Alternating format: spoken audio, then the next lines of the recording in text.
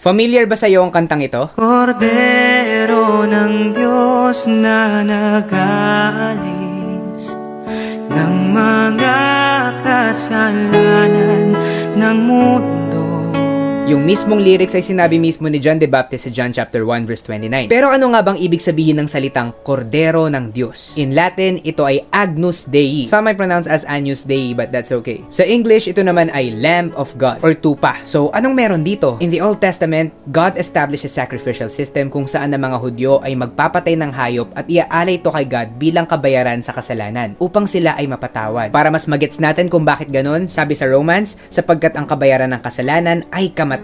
So, kinakailangan mamatay ng taong gumawa ng kasalanan bilang kabayaran. Again, kamatayan ang kabayaran. Bale, himbis na tao yung mamamatay, yung hayop na inalay bilang kabayaran. Ang tawag dito ay atonement. And from that, mababasa na natin sa mga sumunod na book na nag-o-offer na sila kay God ng finest animal para mapatawad sila sa mga nagawa nilang kasalanan at maligtas sila. Now, we could see that in the New Testament, may isang finest lamb. Pag sinabi nating finest, perfect lamb. At itong lamb na ito, kapag ito yung in-offer or inalay mo, lahat ng tumanggap sa lamb na ito ay napatawad na sa kanyang mga kasalanan. Sino ang lamb na ito? Walang iba kundi si Jesus Christ. Siya yung nagsilbing lamb. Kaya siya tinawag na Lamb of God or Kordero ng Diyos. Siya yung kapalit ng taong gumawa ng kasalanan. Na imbes yung makasalanan ang mamamatay, yung perfect pa na si Jesus ang magdadanas ng kamatayan. So, ang kaligtasan ay gawa ni Kristo at hindi natin ito pinaghirapan. So, no one can say, pinaghirapan ko ang kaligtasan ko kasi lagi akong nagsisimba. Nag-e-effort akong saktan yung sarili ko pag Kwaresma. Nag-e-effort akong gawin yung mga makadiyos na bagay. Kaya sure akong pinaghirapan kong makuha ang kaligtasan.